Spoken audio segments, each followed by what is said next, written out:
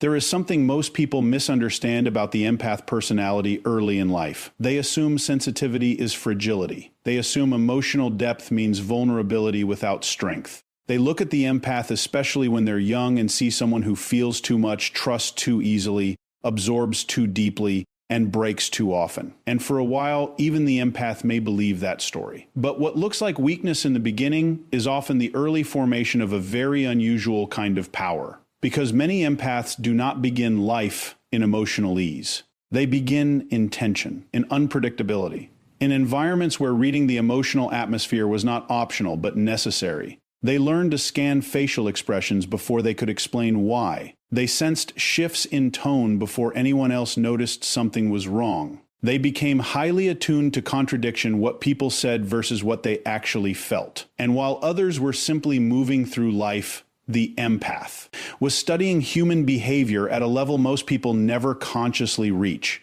Now here's where this becomes important. What we call emotional pain, when endured consciously, often becomes perception. And perception over time becomes wisdom. That difficult childhood, that repeated misunderstanding, that constant experience of feeling too much, it doesn't just wound an empath, it trains them quietly, invisibly. It forces an internal development that many people postpone for decades or avoid altogether because pain has a way of asking deeper questions. Who can I trust? Why do people hurt others? What is real beneath appearances? What protects peace? What actually matters? And the empath, unlike many personalities, doesn't just ask those questions intellectually. They live inside them. They wrestle with them. They search for answers, not in abstract theories, but in lived emotional reality. That changes a person. This is why many empaths appear unusually wise later in life. Not because they were handed wisdom, but because suffering demanded it from them. Think about what happens psychologically when someone repeatedly survives betrayal, disappointment, exclusion, or emotional chaos.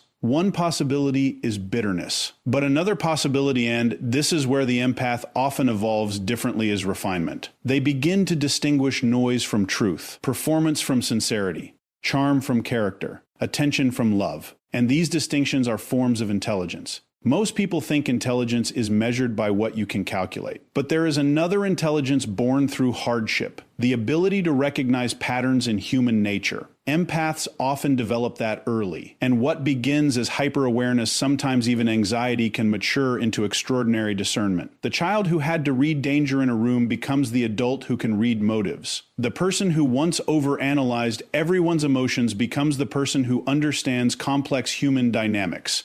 Instinctively, the one who was wounded by deception becomes the one rarely fooled by it again.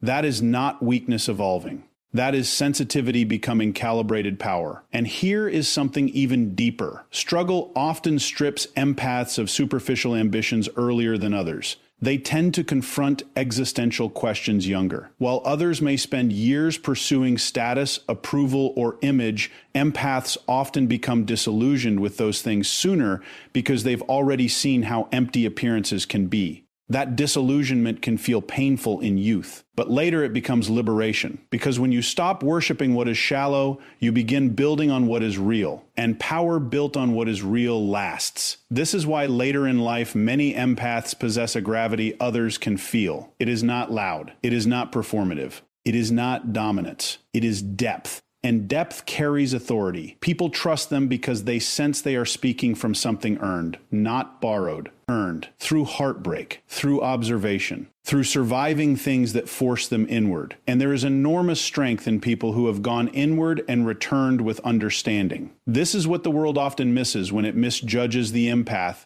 in the early chapters. It mistakes sensitivity for unfinished strength, when in reality, sensitivity is often strength in formation. Because to feel deeply and still remain compassionate is strength. To be hurt and still choose wisdom over vengeance is strength. To endure confusion and keep searching for truth is strength. And perhaps greatest of all, to turn suffering into understanding instead of becoming hardened by it, that is rare strength. That is transformative strength. The empath's early pain often creates what philosophers have spoken about for centuries, the examined life. And the examined life produces something extraordinary. It produces people who are difficult to manipulate, difficult to deceive, difficult to intimidate, because they have already wrestled with deeper things. And people who have faced deeper things are rarely controlled by shallow forces. That is why the empath often becomes powerful later, not despite the struggle, but because of what the struggle developed. The very experiences that made them feel different, too sensitive, too burdened, were often shaping capacities the world would one day need: discernment, compassion, psychological insight, moral clarity, inner steadiness. These are not accidental traits. These are forged traits. And forged things tend to be stronger than manufactured ones. So if you are in the stage where sensitivity still feels like a burden, understand this: what feels like pain may also be preparation. What feels like isolation may be depth forming. What feels like being misunderstood may be the cost of developing a perception others have not yet grown into. And one day, what once made you feel weak may become the very source of your authority. Because the empath does not become powerful when life stops hurting them. The empath becomes powerful when they realize the pain was teaching them how to see. And once you learn to truly see, very little in this world can control you. There comes a point in the empath's life when exhaustion becomes revelation. And this is a turning point many people never see coming. Because younger empaths often believe love means endless accommodation. They believe being good means always understanding others, always forgiving quickly, always making room for someone else's wounds, moods, or dysfunction. They overextend because they confuse empathy with responsibility. They assume that if they can feel another person's pain, they are obligated to carry it. And for a while, they live this way. They overexplain to people committed to misunderstanding them. They overgive to people who only know how to take. They stay loyal to those who repeatedly violate trust. They tolerate emotional confusion in the name of compassion. And often they do this believing they are preserving peace. But they are not preserving peace. They are financing dysfunction. And sooner or later, reality makes that impossible to ignore. Because emotional overextension always carries a cost. It drains clarity. It erodes self-respect. It creates resentment disguised as patience. And perhaps most dangerously, it teaches others that access to you requires no accountability. Now pay attention, because this is where power begins. Empaths do not usually become bounded because someone taught them healthy boundaries early. They become bounded because betrayal educates them, because repeated exploitation teaches what theory never could, because one day they realize something psychologically profound. Compassion without discernment becomes self-destruction. That realization changes everything, because the empath begins separating kindness from submission. This is a massive evolutionary shift. Before this point, they often believe saying no is cruelty. Distance feels like guilt. Silence feels like rejection. Self-protection feels selfish. But maturity exposes the illusion. They begin to understand that boundaries are not walls against love. They are structures that make healthy love possible. And once an empath sees this, their entire way of relating changes. They stop answering every emotional demand placed upon them. They stop explaining themselves to people committed to twisting their words. They stop trying to heal people who are invested in remaining wounded. And most importantly, they stop confusing access with intimacy. That distinction is life-changing, because not everyone who has access to you deserves closeness. Not everyone who seeks your energy honors your value. And not everyone who asks for understanding offers reciprocity. Younger empaths often learn this painfully. Older empaths embody it quietly. And this is where a new kind of strength appears. Not dramatic strength. Not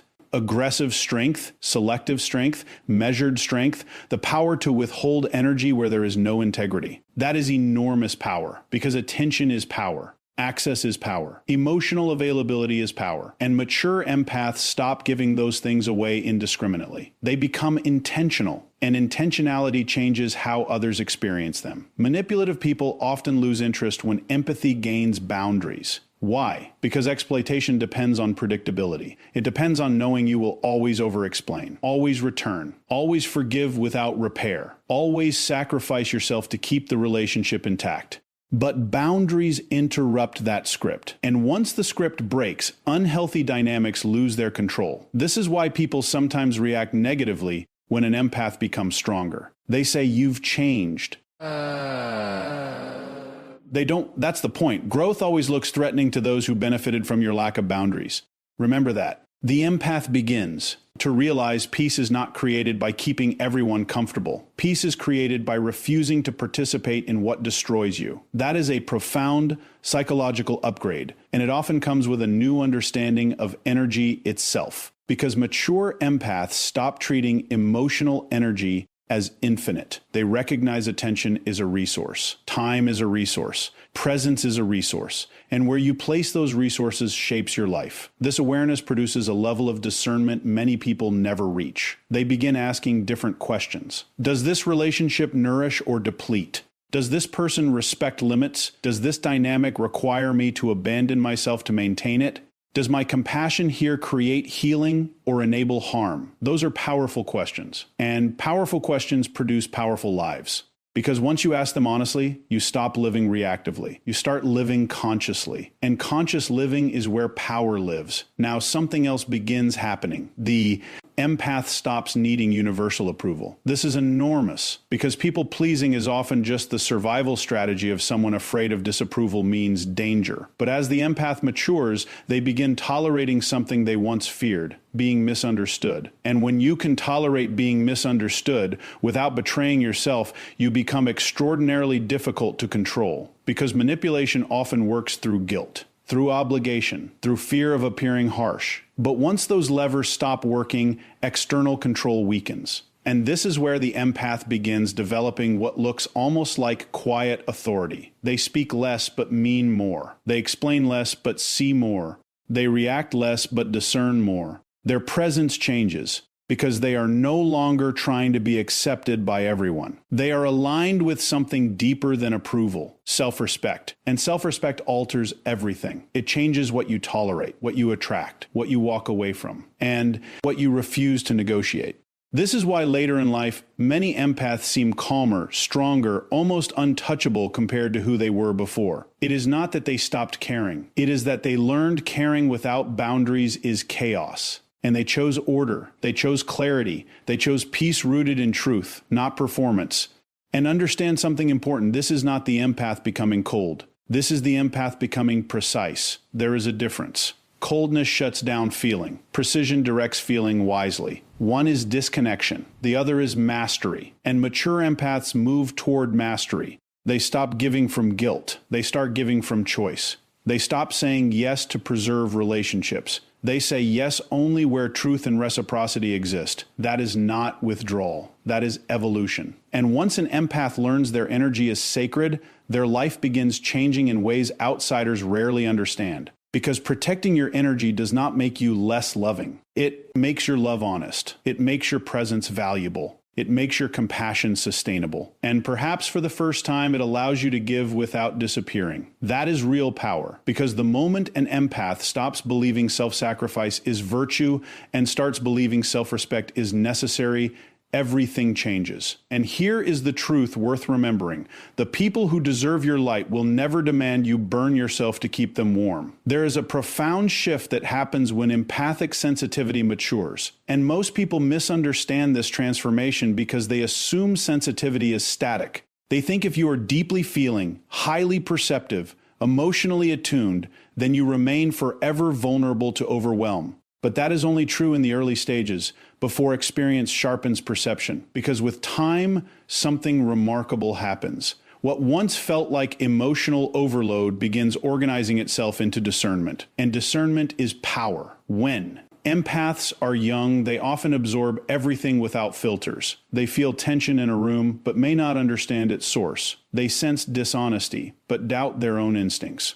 They notice contradictions in people, but often rationalize them away in the name of compassion. Their sensitivity is active but untrained, and untrained sensitivity can feel chaotic. But life trains it, experience trains it, disappointment trains it, and slowly, the empath begins to move from merely feeling human behavior to interpreting it. That is a different level of awareness, because now they are no longer simply reacting to emotional currents. They are reading patterns. And human beings are patterns. Patterns in speech, patterns in contradiction, patterns in insecurity, patterns in hidden motives, patterns in what people do under pressure. Most people miss these things because they focus on surface presentation. They listen to words. They respond to image. They are persuaded by performance. But mature empaths often begin perceiving beneath performance. And once you perceive beneath performance, you stop being easily deceived by it. That is not intuition in the mystical sense people often romanticize. That is psychological pattern recognition, and it is extraordinarily powerful because the empath who has lived long enough begins noticing things almost instantly. They notice when charm is rehearsed, when praise has an agenda, when guilt is being used as leverage, when silence is strategic, when vulnerability is being performed rather than genuinely expressed. These are not supernatural gifts. These are perceptions sharpened by exposure. And what repeated exposure creates is discernment. Now think about how rare this becomes. In a world where many are influenced by appearances, the person who can accurately read underlying dynamics has enormous advantage. That advantage often appears as calm, because people who understand patterns are rarely shocked by behavior. They may be disappointed, but they are not naive. And there is power in not being naive, because naivete makes people controllable. Discernment makes people free. This is why later in life, many empaths become extraordinarily difficult to manipulate. Not because they become suspicious of everyone, but because they become accurate. That is a critical distinction. Suspicion sees threats everywhere. Discernment sees clearly. One is fear, the other is perception. And mature empaths move toward perception. They stop assuming everyone is good because they themselves have good intentions. This is one of the hardest lessons they learn. Because early in life, many empaths project their own sincerity onto others. They assume others operate with similar conscience,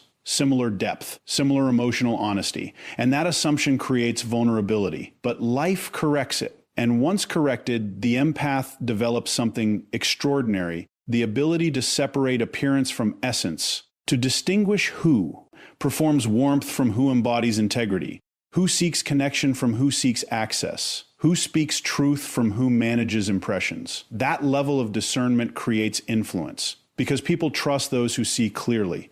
And trust is one of the foundations of quiet authority. Now notice something else. As empaths mature, they often stop needing to prove their perception. This is a major psychological evolution. Younger empaths often argue when they sense deception. They try to convince others what they see. They over-explain their concerns. They seek validation for instincts they secretly doubt. But older empaths often do something entirely different. They observe. They register. And they adjust accordingly, without drama, without needing consensus, without needing permission. That is enormous strength, because the person who trusts their discernment no longer wastes energy trying to make blind people see. They simply move differently. And this is where quiet authority begins. Emerging, not authority based on status, not authority based on dominance, authority based on psychological clarity. People feel this. They may not even know why they trust certain individuals, but they do, because there is a steadiness in people who are no longer confused by appearances, a precision, a groundedness, a refusal to be emotionally pulled by every performance around them. That steadiness has influence, and often mature empaths begin becoming advisors, guides, protectors, or leaders not because they sought power, but because people instinctively seek out those who see what others miss. This happens in friendships, in families, in organizations, even in silence. Sometimes the most powerful person in a room is not the loudest voice. It is the one who understands the room. And empaths matured through life often become exactly that person, because sensitivity, once disciplined by experience, does not remain mere sensitivity. It becomes social intelligence, strategic intelligence, relational intelligence, and those forms of intelligence shape outcomes. Now, this is where it becomes philosophical, because what we call wisdom is often just perception integrated with restraint, seeing clearly and responding deliberately, not impulsively, not emotionally hijacked, deliberately. And many empaths grow into precisely this. They stop reacting to every provocation. They stop trying to expose every deception. They stop fighting battles that reveal themselves over time. They understand something deeper. Truth often does not need defending. It needs patience. That realization changes how power is expressed, because immature power reacts. Mature power discerns. Immature power seeks to dominate. Mature power sees further. And empaths, after enough experience, often move into that second form. This is why their influence can feel almost invisible, yet profound. They are not controlling people. They are understanding them, and understanding is often the greater. Power, because when you understand motives, you stop being ruled by appearances. When you understand patterns, you stop being surprised by cycles. When you understand human nature, you stop taking every behavior personally. And when you stop taking everything personally, you become emotionally sovereign. That may be one of the highest forms of power there is, because sovereignty means your center is no longer easily disturbed by chaos around you. And people with inner sovereignty are rare. They are hard to intimidate, hard to seduce with false praise, hard to destabilize with manipulation, because they are operating from perception, not confusion. And this is what life often gives the empath later, not merely deeper feeling, but deeper seeing. And deeper seeing changes everything. It changes relationships, decisions, boundaries, influence, even identity. Because at some point, the empath stops seeing sensitivity as something to manage and starts recognizing it as something refined.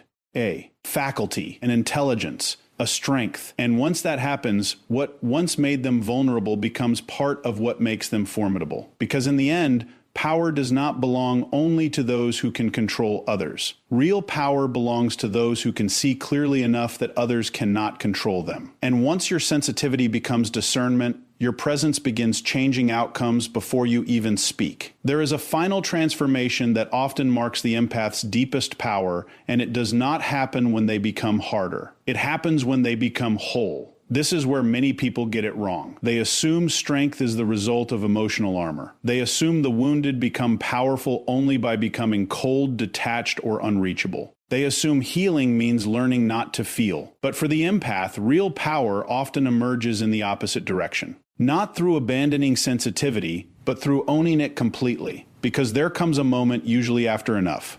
Betrayal, enough self-questioning, enough years spent shrinking to survive, when the empath stops trying to become acceptable to people who only valued smaller versions of them. And that changes everything. Because for much of early life, many empaths live in adaptation. They soften truths to avoid conflict. They suppress instincts to avoid seeming difficult. They dim intensity to avoid intimidating others. They question their perceptions when those perceptions threaten the comfort of people around them. In other words, they often survive by self-reduction. And self-reduction is exhausting, because there is a psychological cost to living divided against your own nature. A cost to knowing what you feel, what you perceive, what you value, and continually betraying it to preserve belonging. Eventually, the empath feels that fracture. And one day, often quietly, something shifts. They decide the cost of self-abandonment is greater than the cost of being misunderstood. That decision is revolutionary, because it marks the end of survival as identity and the beginning of self-possession. Now pay attention, because this is where power reaches a deeper level. Up to this point, the empath may have developed wisdom through pain, boundaries through betrayal, discernment through experience. But here something even greater happens: integration. And integration is where fragmented strength becomes unified power. Because before integration, the empath may know their worth intellectually, yet still hesitate to embody it. They may understand boundaries, yet still apologize for enforcing them. They may perceive truth, yet still fear speaking it. But when integration occurs, these contradictions begin dissolving. Their inner knowing and outer expressions start matching. And when inner truth and outer action align, there is tremendous force in that. Because alignment creates conviction, and conviction has gravity. People feel it, not because it is announced, but because it is. Embodied, this is when the empath stops asking permission to be who they are. And that may be one of the most powerful psychological thresholds a human being can cross. Because much of social control depends on insecurity. It depends on making people doubt their perceptions, doubt their worth, doubt their right to take up space. But once the empath no longer participates in that self-doubt, those mechanisms lose power. And what emerges is not aggression. It is presence, presence without apology, presence without performance, presence without shrinking. That is rare, and rarity carries power. Now, something else happens here that is deeply important. The empath stops defining themselves through what wounded them. This is critical, because trauma often creates identity traps. People begin seeing themselves primarily as rejected, betrayed, used, misunderstood. And while those experiences may be real, when they become identity, they imprison growth. But mature empaths often break that. pattern. They stop organizing life around what hurt them and begin organizing life around what they choose. That is freedom, because power is not merely surviving pain. It is refusing to let pain become the author of who you are. And once the empath understands this, something remarkable happens. The wounds that once produced shame begin producing meaning. The experiences once seen as damage begin revealing depth. The very sensitivities once hidden begin becoming sources of strength, creativity, moral clarity, even leadership. And this is why so many powerful empaths seem different later in life. Not bitter, not hardened, but unmistakably rooted. There is solidity in them, because they are no longer performing an edited version of themselves for acceptance. They have become congruent. And congruence is extraordinarily powerful, because people can feel when someone is internally divided, and they can feel when someone is not. Congruence communicates truth before words do, and truth has force. This is also where the empath often stops trying to be universally understood. This is profound, because earlier in life, misunderstanding may have felt like rejection. Now it becomes irrelevant, not because connection no longer matters, but because self-betrayal is no longer the price of connection. And once you refuse to pay that price, your life changes. Relationships become cleaner, choices become clearer, speech becomes simpler, and energy once spent managing perceptions becomes available for purpose. This is where many empaths begin creating, leading, teaching, building, protecting, because they are no longer consumed by surviving themselves. They are finally free to express themselves. And expression, when rooted in truth, is powerful. Now, philosophically, this may be the deepest shift of all, because the empath eventually realizes sensitivity was never the burden. Disowned sensitivity was the burden.